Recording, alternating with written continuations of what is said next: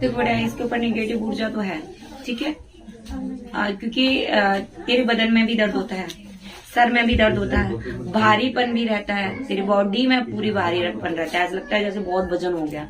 यहाँ तक कि जब तुम सोती हो, ठीक है, सोते में कभी कभी बहुत गंदे गंदे सपने भी आ जाते हैं तुम्हारे, ठीक है। और जी सा भी घबराता है क्या? कभी कभी ऐसा लगता है जैसे घबराहट सी हो रही हो, अंदर से बेचैनी हो रही हो, ऐसा भी होता है? बहुत ज्यादा हुआ, मेरी हार्ट बीट 240 हुई थी, मुझे हॉस्पिटल जाना पड़ा है। क्योंकि जो इसका संकट है वो टाइम ले रहा था, इसलिए मैंने उस टाइम पे नहीं खिलवाया था। टाइम ले रहा था खेलने के लिए, खेल तो जाएगा लेकिन टाइम लेगा, 2 घंटा ले ले, 2.5 घंटा ले ले। तो कभी कभी ऐसा तो नहीं लगता तुझे जैसे तुम लेटी हो, सो रही हो, ऐसा तो नहीं लगता जैसे कोई परछाई सी है? मुझे कभी घर में से कोई आया है, काला साया सा?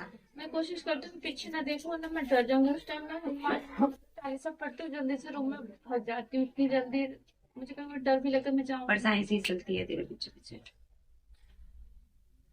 संकट है इसके ऊपर।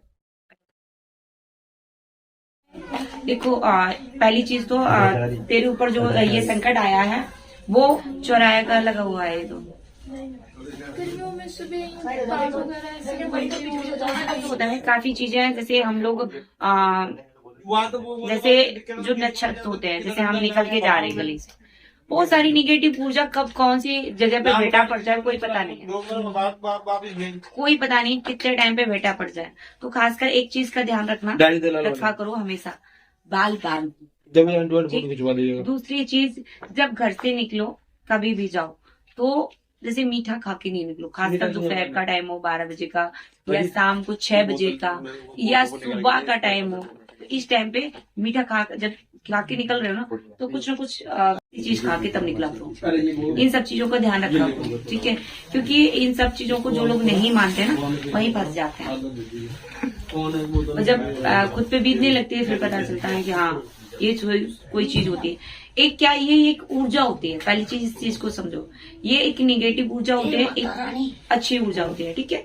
अच्छी ऊर्जा मतलब शक्ति रूप में, और निगेटिव ऊर्जा मतलब कि जैसे कोई चीज मतलब कि जैसे कोई खत्म हो गया, उसकी जो एक कण होता है ना, ऊर्जा होती है जो गंदी ऊर्जा, वो कहीं पे भी घूमती रहेगी, उसका कोई थोड़ा ना है, कोई जगह नहीं है उसका। तो तुम क्या हो, तुम्हारा चौराहे पे आया हुआ है पैर, मतलब कि जैसे निकल के गई हूँ तो उसके बैठे में आई हूँ चौराहे पे, तुम्हारा किया कराया वाला नहीं है, जल्दी कट जाएगा, टेंशन मत लो। क्योंकि वही चीज, और एक चीज और ध्यान रखना, हो सकता है तुम्हें कोई लेडीज दिखाई दे सकती है,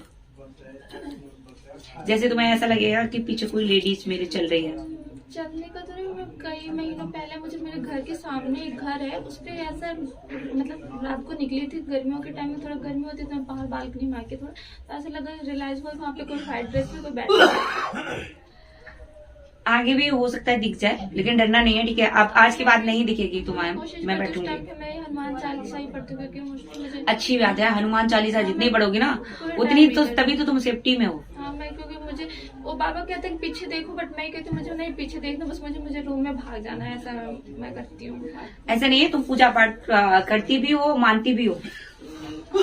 मानती हूँ मैं, जैसे भगवान जी मेरे एक प्रॉब्लम है, मानती हूँ मैं पूजा, बहुत सारे भगवान है, मेरा क्या, मैं सिर्फ शंकर भगवान को मानती हूँ, मुझे और भगवान से पूजा मैं मन नहीं होता है कि और। अच्छा, मुझे एक बात लाडो बताओगी, ये बताओ मुझे, जैसे भोलेनाथ है, भोलेनाथ को आप मानती हो, बहुत ज्यादा मानती हो, आपके इष्ट है, ठीक है, क्योंकि वो आपके इष्ट हुए, तो भोलेनाथ हर एक शक्ति के अंदर है, ये बात ध्यान रखना, ठीक है।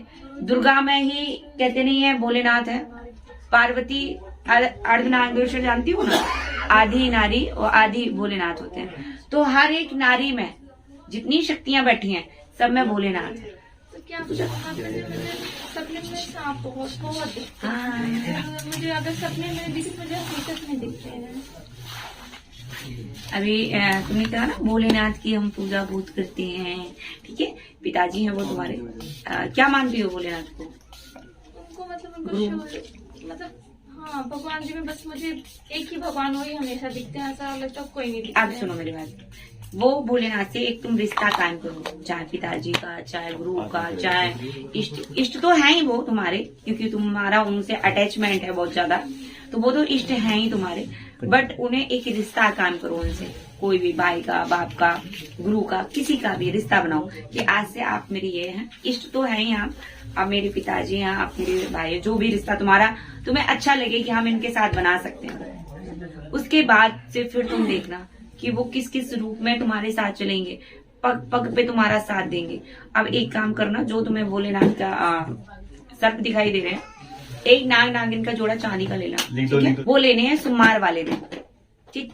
सोमवार वाले दिन लेके पंच तत्व का स्नान पहले उनका करवाना है, भोलेनाथ का किसी भी मंदिर में जाके पहले उनको स्नान करवाना, स्नान करवा के, और वो कोई कर सकते हैं कि किसी से करवाना है? नहीं, ये बच्ची करेगी, हाँ, और कोई नहीं करेगा, ये बच्ची करेगी। स्नान करवा के फिर उनको चंदन अंदर बाकायदा लगा के बाबा के, फिर वो वहीं पे चढ़ाने हैं, ठीक, बाबा के ऊपर, मंदिर में जहाँ स्नान करें, हाँ जहाँ स्नान करो उन्हीं के ऊपर, भोलेनाथ के ऊपर चढ़ाने हैं।